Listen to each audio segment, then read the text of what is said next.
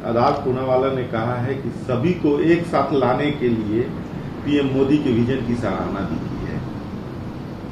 अब पीएम मोदी की सराहना तो हम लोग नहीं कर सकते हैं, इसलिए नहीं कर सकते हैं कि पीएम मोदी अगर सजग होते हैं तो आज कम से कम हिंदुस्तानियों को पहला डोज सबको मिल गया होता, पूरे हिंदुस्तान के। लेकिन आज भी देखिएगा कि 50% से अधिक हिंदुस्तानियों को पहला डोज नहीं मिला।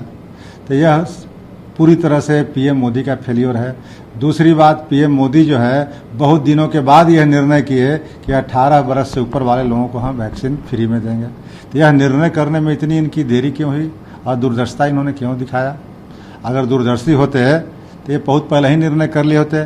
तीसरी बात, जो पूनावाला ने जिस कंडीशन पर इनको कहा था कि हमारे यहाँ आग लग गया है और आप वैक्सीन की हमारी क्षमता कम है और आप पैसा दीजिए, तो उन सब बातों पर इन्होंने बाद में जो जांच कराया तो वो उसी समय हो जाना चाहिए था। इसलिए कहीं न कहीं से भारत के प्रधानमंत्री जिम्मेवार हैं, जो लोगों को टाइम पर वैक्सीन नहीं पहुँच रही है। और अब तो दुनिया में जो गरीब देश हैं, स्वाभाविक है कि उसको डिपेंडेंट भारत पर रहना ही पड़ेगा वैक्सीन के लिए। इसलिए मोदी कहीं से इस बात का श्रेय मोदी को मिलने की आवश्यकता नहीं है। हमें परिसीमन क्यों करना चाहिए, रोकना चाहिए? परिसीमन होगा, उसके बाद तो चुनाव होगा और फिर राज्य का दर्जा बहाल होगा। मैं कश्मीरी युवाओं से दोस्ती करना चाहता हूँ। 3 दिन के दौरे पर केंद्रीय गृह मंत्री ने श्रीनगर में यह बात कही पहले दिन। देखिए, ये अमित शाह जी का यह खोखी दलील है। ये थोथी दलील इसलिए मैं कह रहा हूँ कि अमित शाह जी ने आर्टिकल 370 हटाया और कहा था कि इसके बाद कश्मीर में अमन चैन हो जाएंगे। लेकिन आज कश्मीर की हालात जो पहले थी उससे बद से बल्कि बदतर हो गई है। अब वहाँ कोई नन कश्मीरी रहने के लिए तैयार नहीं है। वहाँ आप कहे थे कि हम कश्मीरी पंडितों को बसाएंगे, आज ये करेंगे। दूसरी बात ये मैं कहना चाहता हूँ कि जब तक नॉर्मलसी नहीं होगी तब तक डिलिमिटेशन जो है, परिसीमन जो है, परिसीमन के बाद आप फिर ये करेंगे, चुनाव की बात करेंगे।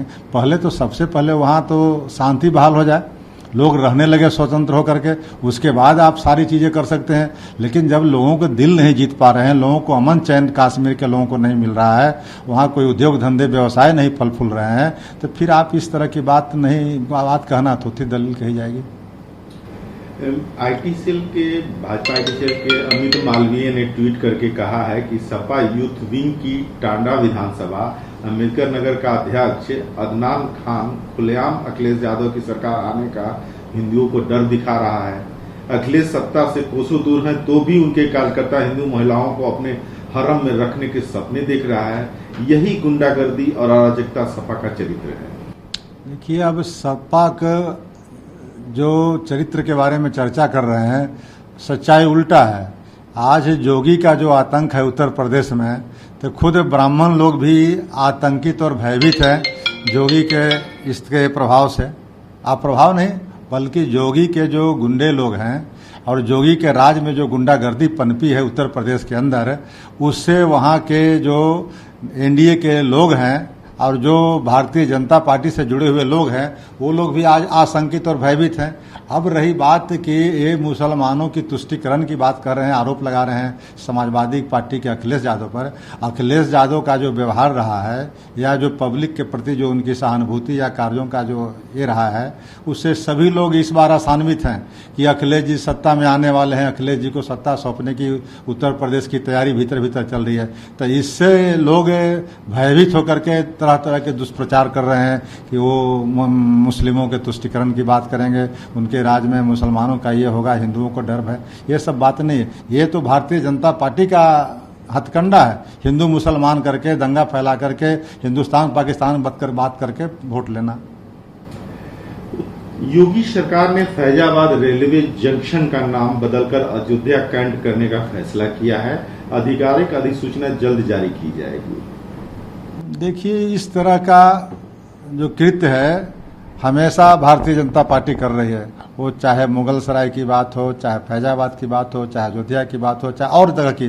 तो ये सब जगहों पर नाम बदलने का मतलब क्या है कि आप काम नहीं कर रहे हैं। काम करने वाला व्यक्ति नाम के फेरा में नहीं रहता है। और अगर आप इन सब चीज़ों में पड़ेंगे तो निश्चित रूप से गड़े हुए मुर्दे को उखाड़ना आप चाहते हैं। तो जो लोगों की आवश्यकता आज की तारीख में महंगाई समस्या है, आज की तारीख में बेरोजगारी समस्या है, आज की तारीख में और अन्य मुद्दे जो हैं, तो उस किसान के मुद्दे हैं। तो इन सब मुद्दों से लोगों को भटकाने के लिए आप इस तरह के मुद्दे जो हैं पुराना नाम को उखाड़ करके कर रहे हैं, ताकि मुख्य मुद्दा से मुख्य जो समस्या है आज भारत की या प्रदेश की, उन समस्याओं से लोगों को हम ध्यान बांट सकें।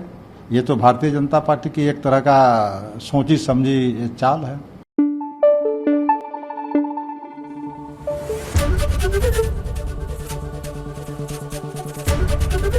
एबीपी न्यूज आपको रखे आगे।